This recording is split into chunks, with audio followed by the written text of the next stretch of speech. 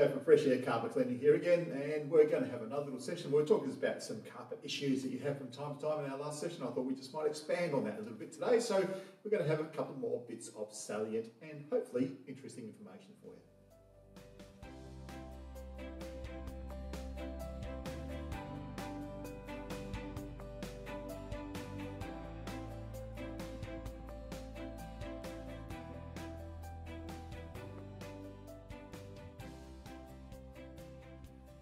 Hi all, we're back here again with Mr. Michael Worthington. We're going to have a chat. We're trying to not laugh this time.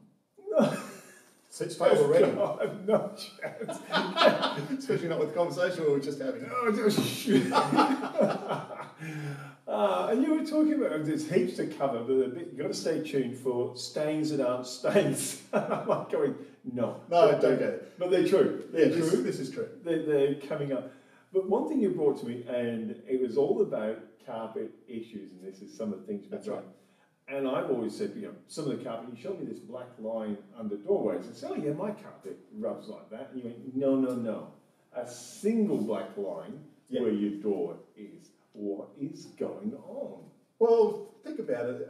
Carpeting is very much like a filtering medium, okay? Because you've got all these fibres in there and they trap things, So when you've got a door that's shut all the time, especially for people who've got air conditioning in their homes, we've always got some form of pollution in the atmosphere, whether it be in a city here where we're actually in the middle of the city, we've got a lot of car pollutants, for instance, sitting in the air.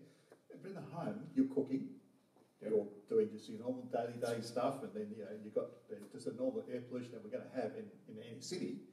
As that air is flowing through the door and underneath the door, where it's sort of just sitting over the top of the carpet's going, oh, thank you very much, I'll grab that and I'll grab that, and you just get this black polluted line, if you want to put it that way, that starts to develop over time. So it's oils and carbons that are being bonded onto the fibre. So it's like that, it's working like a filtration trap. Exactly what it is. And that's one of the reasons why carpets are good for people that do have allergies, because they act as a filter. Yeah, because that is one of the things you mentioned it a few times. People with allergies, you're getting hard wooden floors. The dust just keeps circulating, but carpets do actually act as a filtration. Traps it in there nicely. Yep. So that's what's happening under the doorways. Correct. So all that's happening is that the air flows through, because there's a very tiny gap, if any. Sometimes the carpet's actually in contact with the door, if it hasn't been installed properly. But if you had that there, it's going to be able to pull up those atmospheric pollutants and get onto the fibre, and then over time you just get this grey or nearly black line that starts to develop. And it's not just under doorways. In a house that has like the floorboards, with no concrete floor, they're just sitting on a wooden floor that's raised off the ground. You get air coming in underneath the house and up through between the wall and the floor, and you get these nice black lines start to develop on the outside of the perimeters of the rooms. Very pretty. Not really. So someone has got a black line. Now, I suppose the temptation is to get some soda water or some... There we go. But that would be the temptation. Let me get a bit of salty water, I'll give it a scrub and wash it off. Yeah, it doesn't come off that easily. And that's the thing, it can, especially over time, if it's been there for a long time, it gets to be very difficult to be able to get those off the fibres. And we need some sort of a lubricating detergent to be able to get it off, so there's more of a specialist area.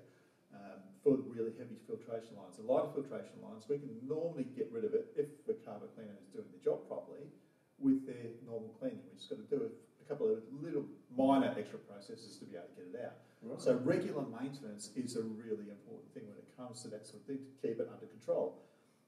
But yeah, sometimes you get filtration marks in the weirdest of spots. I've seen it actually happen where it's travelled from the edge of a wall, underneath the carpet, through the underlay, and then there was a little gap in the underlay where they put a little bit of tape over where they're supposed to join, and through the carpet, up came a filtration line, nice dark patch. So it's called a filtration line? It's a filtration line, so it's typically that dark, greyish, fuzzy look, and it literally, because it's been acted as a filter. Okay, and because it is acting like that, and because it's actually bonding, this is why you kind of need a specialist product to debond it. That's right, yeah. So even for us, we can't just clean it off. Right. If we try to just do a normal clean, it won't come away. So we have to do a little bit more aggressive with it to be able to get that off the fibre. Now, one thing, and we did get some question on this, and that is the rucking that goes on in carpet. I know we did this last time, but we had a couple of inquiries about rucking, and that is when you see the waves forming. Yeah, so your carpet becomes a skate park. Yes, yeah. Nice trip hazards. Well, they can be, yeah. But those ones there, they normally develop because of incorrect installation to start with. Whoever did their job in laying the carpet hasn't quite done their job properly. So rucking isn't an issue with the carpet itself as being mismanufactured then? Look, in some cases it can be, but in 99% of the cases I would say it's incorrect installation, and especially on the newer generation of carpets. They have what's called a soft back, or easy backs, a couple of different brands, but they're quite a soft backing on the carpet. And those ones there, if they're not installed with a power stretcher, which they are supposed to do, as it's required by the standards that they're supposed to follow. Yep. But most of the guys just want to do a real quick job, and they get the old knee kicker out, give it a quick nudge in, yeah, that looks fine, out of there. Okay, and then we have that problem develop over time. There's one thing, now I've seen the waves, and I can kind of understand that, so it's rucking up and you're stretching it. Yeah. But I'm actually seeing some carpets, and you get like, it's almost like a bubble Yeah. forming. Okay, so that there is, once again, a couple of different issues that it could be. It's called delamination. Oh. Okay, so with your normal tufted carpets, you've got a secondary backing that's on the floor, and it's normally going to be a jute or a polypropylene or polyester type of backings on them. But they're on the floor, and then there's a primary backing that the carpet is tufted through. So that's where the carpet you can see is fixed into a primary backing, and they're glued together. Right. So it's a laminate. Delamination means that glue's gone, giving up. Okay, so that can be caused by a couple of different things. It could be the glue that itself, the latex glues that are faulty, or what else it can be is if someone's tried to use, say, for instance, a solvent on their carpet to get an oily spot or a gum spot or something like that out. There was a certain product on the market, it's called Dissolvent, which was all the rage at one point. It's an orange-based solvent, and look, nothing wrong with it if it's used properly. But people pour it onto the carpet, and then, of course, in this little patch of carpet, it's affected the glues, and the glue's just given up, and you get this nice bulge in the carpet. Or it could be it's just old age. It's just that the glues have broken down over time, particularly in heavy traffic areas, and it's just starting to give out.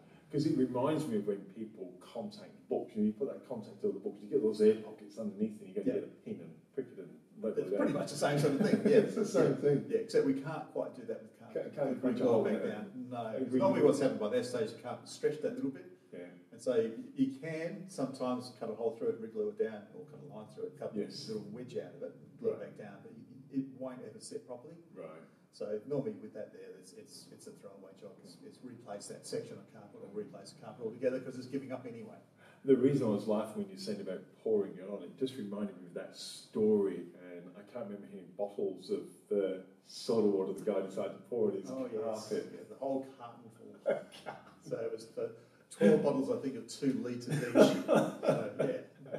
Didn't quite get rid of the problem, unfortunately, just created another one. Didn't get rid of the stain at all? No. I'm so surprised. Yeah, funny that. We're talking about stains. I mean, they come in all shapes, sizes, colours. You get brown stains. And I don't mean when someone spilled their wine. I mean, that's an obvious stain, and people kind of go, Franco, I can actually tell you what that is. That was the red wine. Uncle George spilled it, and can you get rid of it? But these stains that just start appearing, like they go browny and mouldy looking, and it's like, what is this? Oh, look, it's a myriad of things that can be, but there's what we've got to look at sometimes is there's real soiling and there's apparent soiling. They're the two classifications. So real soiling is exactly what it is. Apparent soiling is something that is basically perfectly clean, but still shows a mark. There's a couple of instances where you can have something like that, and that's, for instance, if you've had what we call permanent pile reversal. Now you'll see on manufacturers' warranties, especially on cut pile carpets, the ones that are nice and smooth, there's no loop on them. Okay, so that kind of velvety look, if you want to put it that way. Lovely feel. Yep, that's right. With those ones there is that's also called watermarking, it's called shading, it's called pooling, it's called a variety of different things. But you'll have one section of the carpet that looks light, and one section of the carpet that looks light. There's a definite line between the two. And what it is, you've got fibres on this side it's lying that way, fibres on that side lying that way. A bit like when you use to vacuum your carpet and you come up and down in runs. And correct, yeah. So the carpet fibre is just sitting at a slightly different angle. Okay, so it depends on how the light sits in it and to where you're standing as to how you're going to see it. So if the light's coming down this way and you're standing on this side, you're looking down the length of the fibre. That's in shadow. If you're on this side or looking from that side, light's hitting it, you're still standing this side, it's reflecting light. It looks light. How annoying. Very. But then you go around to the other side and it flips. This side becomes dark and this side becomes light. And it gets very confusing. It is, but it's called permanent pole reverse. It's just the way the carpet's laid and they have no idea how to correct it, why it even happens in the first place. Oh. And it's something that is, particularly on cut pile wool carpet, it can happen with any fibre, particularly with that, some of the tri-extras, those green eco carpets, seem to be quite prone to it. Nylons will do it as well. In fact, even any carpet will do it, but the cut pile wool is particularly prone to it. Do they warranty you against this stuff? No, it's perfectly normal.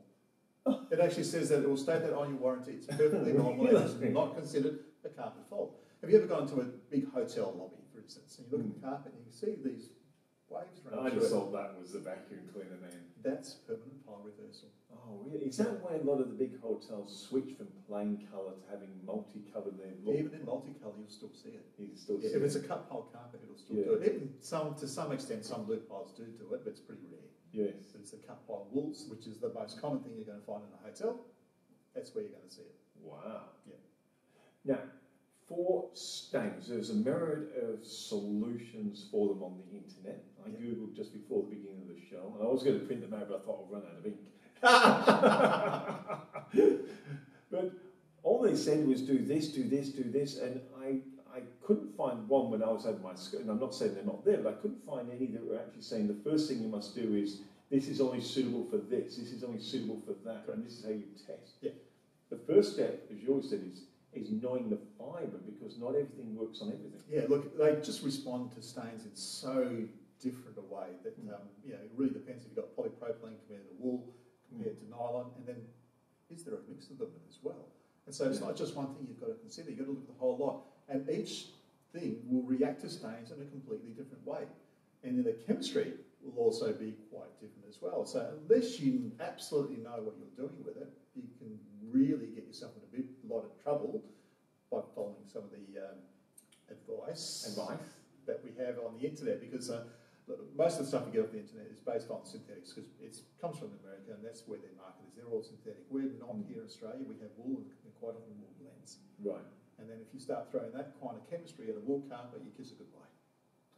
There is one thing about that that struck me when it's not the right thing, and I'm thinking more of the tenant. You know, you're renting a property, you've had a spill, and you're not quite sure what the carpet is, but you know when you move out, the bill's going to be enormous. Yep. But having someone like you come in quite quickly in a response, are there any stains you've come across that you haven't been able to get out for people? I know you've rescued. Well, yeah. Look, but there's no guarantee that anything's going to come out 100%. Right. And even quite often, I'm still saying success by 95%, because by that stage you've got a slight shadow, which if a person didn't know about it, probably wouldn't pick it. But you've got to be careful, because even when we're doing stain removal ourselves professionally, we're really pushing the limits of those fibres. Right. And we can potentially create damage. So I get it to the point where it's maybe about to create damage and I don't want to push it any further. Yep. And then I'll consult with the client and say, do you want me to go? If I do so, it's at your risk. Right. Because if we are, as I said, pushing the limits quite severely to get that chemical reaction happening on that stain to try and remove it. But then will the fibre tolerate it? It's a trade-off. It's a trade-off. Okay, so if I have that problem as a professional, you as a person that has no idea, and you start following that advice, especially when they start talking about using irons on the carpet. Yeah, we do that as well. Okay, we do use heat in quite a bit of it. Right. Okay, we use steamers or we use irons Yes. or hair dryers, you name it, we use it to provide the reaction. I'm getting worried about someone with an iron on the carpet. It does look kind of weird. Yeah. I'm trying to see, because I had a problem with the carpet. My fault. I dragged furniture across all of these. There we go. And it burnt. It melted. It melted the carpet. It melted it. And that's exactly the problem. You put the iron on, and Yes. you don't understand the fibre that you have. You put it on the wrong setting. And in fact, there's one particular fibre you shouldn't even put an iron anywhere near it. Yes. Which is that same carpet that you had melt when you drag furniture over it. Yes. Okay, so if you don't have the knowledge and you go to use these bits of friendly advice, Yes. guess what happens? You own a piece of really crap carpet which you have to now replace. Well, when I burnt mine by dragging the furniture and I put the furniture back and the wife came, I just told it would brush out. Everything does, yeah. After a long, it'll buff out, it'll brush out. Yeah, It didn't. No, it's not quite with your photography and your camera stuff. No. There you can correct stuff. Not a chance. But no, I have, and this is something you were telling me before the beginning of the show. It's a stain that's not a stain, and I'm kind of going, no, come on. Yeah. What's Look, I had going a on? particular case just a month or two ago where I got called in. There's people who bought a new carpet, and it's actually the manufacturer got me to come in and have a look at it. And the claim was that they'd had a couple of spots on the carpet. They'd used a very mild solution, nothing dramatic on there, and you'd ended up with these big dark patches on the carpet. And they'd had another company come in, professionally clean them. Nothing changed. If anything, they got slightly darker. But there was no positive improvement on them whatsoever. So I went and had a look at it and found out what type of fibre it was, and it happened to be a nylon carpet, and it's what we call a solution dyed nylon. With a couple of different ways of colouring nylon. There's acid dyed nylons. They're the ones that you can bleach colour off. And that's where I do my spot dyeing. I do it on acid dyed nylons. Yes. But solution dyed nylons, when they're actually making the nylon, rather than make the nylon fibre and add a colour to it after manufacture, they put the colour into the fibre. So if you think of a piece of coloured chalk, okay, you get white chalk and you dip it into a colour solution, break it open. The outside's got a bit of colour on it. It's still white. To remember the advert. Yeah, I was going to go there. But you break that chalk open, you've got white inside, and you've got just on the outside, the perimeter has got the colour. The solution dyed is a coloured piece of chalk, you break it open and it's coloured all the way through. So when the chalk was made coloured, it had the colour added into it. So it's a pigment that goes in there. Okay. Now, with these particular types of carpets that we had that problem with, it's what we called a stipple fibre. So it had two different coloured fibres, or two yarns, I should say.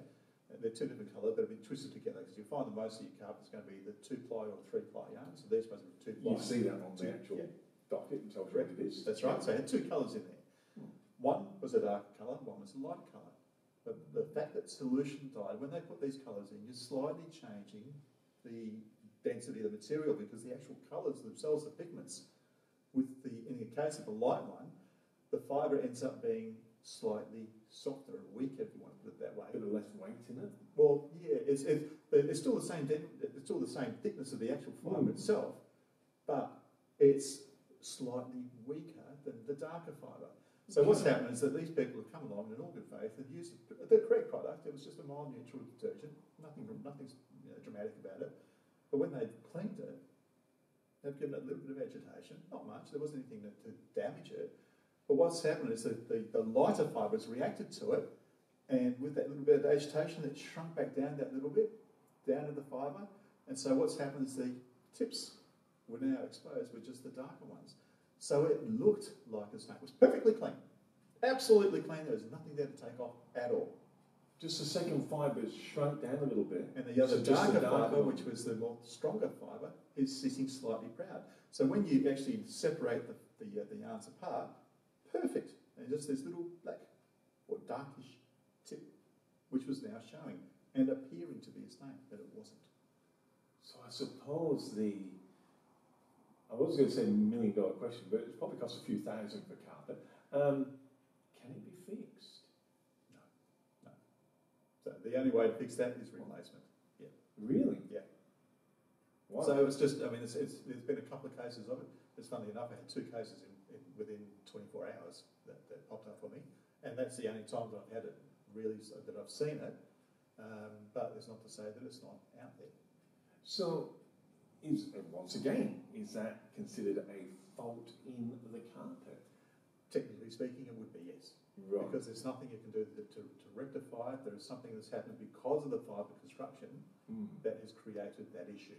So therefore, it's a design flaw, if you want to put it that way, which has got nothing to do with the client themselves. They've got the carpet on their floor in good faith. There's nothing they could do to stop it. If they have another accident like that, and they would do the same thing, the detergent, everything's fine. If they called a professional in and we clean the carpet, there's probably a very good chance that we can get it out, because we use a different methodology. We can just rinse it out. We don't need to scrub it out. Yes. Okay, and it's the agitation that's going to give you those issues.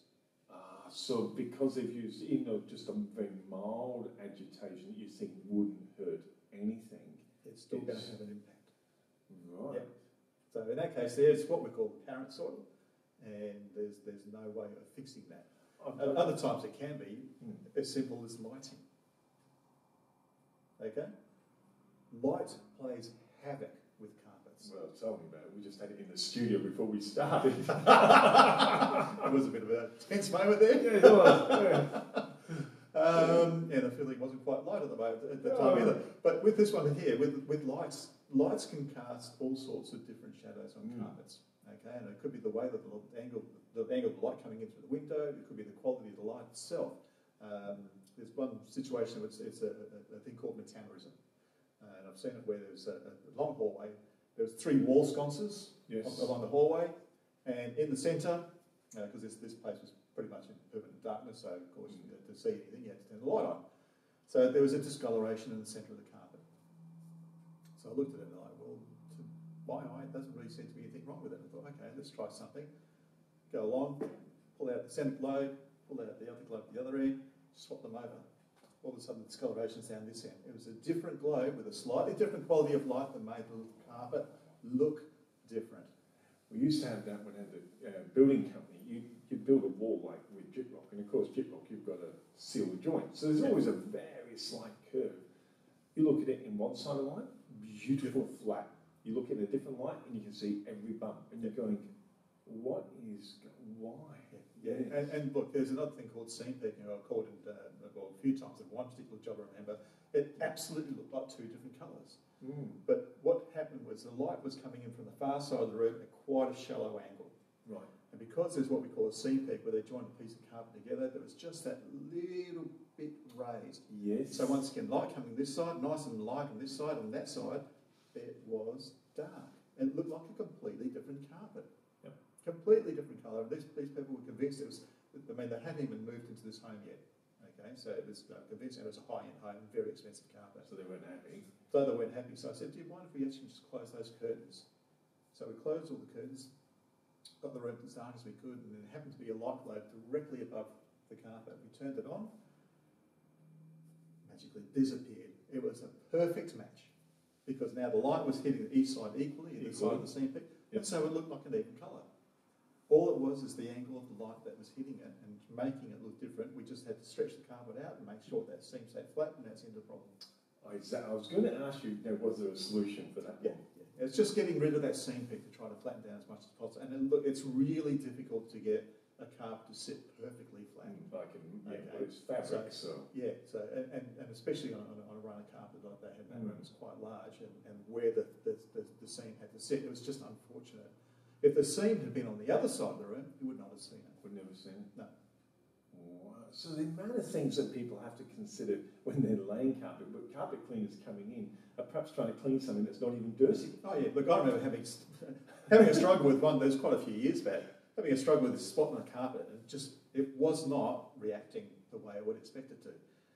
And I've done the whole, stand up and go to do the head scratch thing, and I've gone bang, and I thought, oh, bloody light fitting is up there, and then I look down, there's my spot. Oh man, okay, I feel like an idiot now. There you go. That was apparent soiling and lighting, and caused by lighting. I went to another one. I went to just about 3 months ago.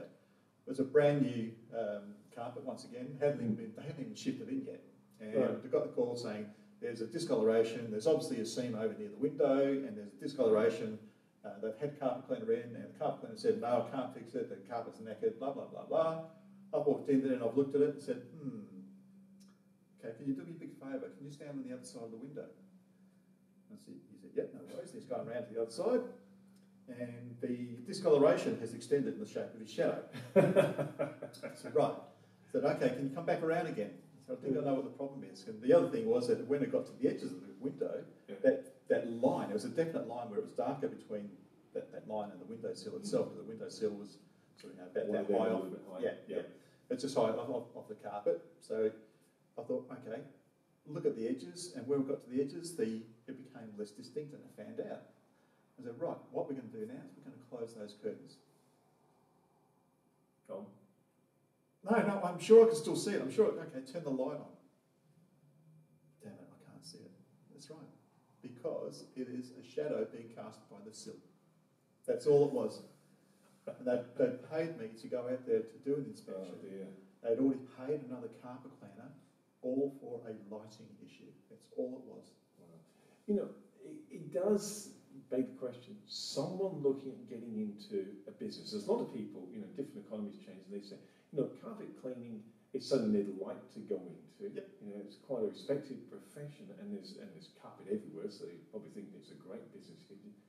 How difficult is it for young people getting in, and when I say young, I don't mean age, but, you know, young is in not having any experience. No experience, yeah.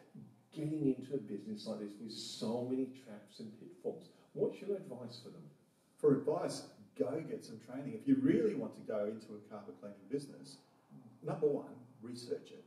You know, make sure that you have got basically the facility in your area to be able to support a business. Yep. Because a lot of people don't even look at that side of it. They just think that, oh, I'll get into Facebook or Scumtree, whatever it might be, Yes. and suddenly magically you get customers. It doesn't work that way. It's hard in any business to get a customer. But you've got to make sure you've got the marketplace there for what you're going to be providing. Then you've got to understand, like with any job, you know, you go into it and you don't know anything about it until you start working there. And what you do with a normal job is so people train you. Yes. As someone who's just come into the industry, and unfortunately there's no bar to getting into the industry, it's like, oh, look, I've got a machine, I'm a carpet cleaner. Woohoo! I've been down the hardware store and hired it. Well, exactly. And that's what people see. You go to the hardware store and you hire it. It must be simple. Yes. Like with anything, it's simple. Once You know how to do it, and until you've made an expensive mistake. Yes. So getting that training is absolutely essential. You know, a lot of people say, "Oh, I can get training online." Yeah, you can. I fully agree that you can. There's some really good information out there. It's absolute junk information out there as well. Remember, everything you get on the internet normally is going to be an opinion. What I'm giving you today are my opinions built up over 31 years of experience and a lot of training along the way as well, which is why I supply training these days as well. Yeah. But yeah, if you don't have that basic knowledge of what you're dealing with, now remember, you go into a carpet in a house, the minimum you're going to be having is $5,000 to $10,000 worth of carpet sitting in there, which if you damage it, guess what? You're liable for it. Yes. Okay, and it's a really good way to shut down a business very quickly, and I have seen that happen. People had no idea of the chemistry they were using, no idea of the fibres they were dealing with, no idea of the actual construction of the pieces they were dealing with, and got themselves into all sorts of strife. And then I get the call say, "Can you fix it?" No. Yeah. Sometimes, yeah, but a lot of times, no. And I think the other thing is, because, you know, people go, "Oh, I'm getting into carpet cleaning," but I've seen the equipment in your truck, and that is not just, "Oh, we just gone buy it." That's years of experience. Again, is being able to talk to someone like yourself who can say, "Look, this is the equipment you," because there are people who've gone out and bought equipment, and you've taken one look at it and gone, yeah, bad choice. "Bad choice." Should have maybe spoke to someone, and in quite a few cases, they've then gone on sold it and bought something more suitable to them. Sometimes at a loss. Yes. You know, and that's just the way it is. I've got one that's is doing some training with me at the moment. She's a girl. She's not particularly large, so physically she finds it really difficult to handle machinery. And the machine she bought is the biggest, gnarliest portable machine you can buy that you've got to lift in and out of the back of the van. I've seen her struggle with it, and it's like, it's just not for you. It's going to hurt your back eventually. Or, yeah, and she's like, I can't do it. It's just seriously cannot do it. So she's going down, well, you want to put it downgrade, she's going to go to a smaller machine, which is more suitable to her. Yes. Her eventual aim is to get a truck-mounted machine like mine, and that's fine. She can handle that, no problems. But one of those portable units, they're just inappropriate for her. Yeah. So, yeah, she's now going to have to spend some more money and go get the machinery she can work with. I mean, see, in Western Australia, you run we run it with other people, obviously, the Carpet Cleaning Association here. Correct. But I've noticed that when people actually get involved with you, they can actually ring you and go, how do I do this? Yeah, and they've actually got people not just for training, but I've noticed one of the things you tend to pride yourself on is that backup and look, we're here for each other. You're in a problem, ring us. Yeah. Well, we've got that, and also with the association, we have a closed group Facebook page, which put a post up and people go, "Oh, this is what we can do," or "We can give you a hand to do this." It's really quite interactive. It's just fantastic. Yeah. But that's for professionals. We run into problems all the time. As a person going out to try and do it themselves, who's never had any experience with it before, what sort of things do you think can go wrong? Nah, she's right. 16 bottles of 2 litre soda water. That's exactly right. Yeah, yeah. And salt. Don't forget the salt. Oh, don't forget the salt. By the way, please forget the salt. Yeah. No, in all seriousness, it's salt. It's a great old wives' tale. Yeah. It works in some regards, but it also, in other cases, can work against you. Right. Because salt is sodium chloride, NaCl. Now, bleach, sodium hypochlorite, is NaOCl. It's an oxidised salt. And in the right conditions, you put salt with moisture in there, and you've got the oxygen in the atmosphere. You can create bleach. There we go. Oh, yeah. A new stain. Yeah. Well, no, that's not a stain. That's colour loss. Oh, well, colour loss. Yeah. Or in the case of wool carpet, damage. Yes. Yeah. So you don't put salt. Ever put salt on a wool carpet. Wow. Unbelievable. Look, someone is going, look, either a property manager or someone renting or someone in their house has gone, I need to get this fixed. Or maybe someone just saying, this is a bit, I want to get into my own business. How do they contact you, Franco? Okay, we can give you a call. We can just, through the Fresh Air Carpet Cleaning, is info@facc.com.au or 9493 3880 is the landline number. That'll get you to the office, and then you can get through to me from there. If you require training, you want some advice. Actually, there's also the website, www.facc.com.au, which has both a contact form on there, and it has a stain removal guide that will keep you out of trouble. And if you really want to try it yourself, give that a go, and if that fails, then give us a call. I've got to add one thing for the end of the show. How famous are you? Other carpet cleaners taking your videos and putting them on their website because they're so good. Yeah, g'day to Integrity Carpet Cleaning. There's one of the guys there that I know that has a bit of a watch of stuff from time to time. Then there was, I can't remember the name of the other company who actually hyperlinked our video onto their website because they were quite happy with the information there. So, yeah, that's fantastic, isn't it? I think that's getting that support and that sharing and people going, this is stuff people need to know. I think that's just, that's a great kudos to yourself. Well, yeah, look, I like sharing the information that I've got, and the amount of times I've seen people in trouble because of stuff they've tried, and if we can afford that, I'd rather have that than have someone with a possible replacement on their hands. And I think that's a sign you start dealing with professionals because professionals share information, and I know they're on the eastern seaboard of Australia, I think, wasn't it, that they shared the information? No, that was in the there was one on the eastern seaboard of Australia and then one in the US. In the US as well. Fantastic. So, hey, share away, guys. I think it's excellent. That phone number once again, Franco. So 9493 3880, that gets you through to the office. Info@facc.com.au if you want to give us an email.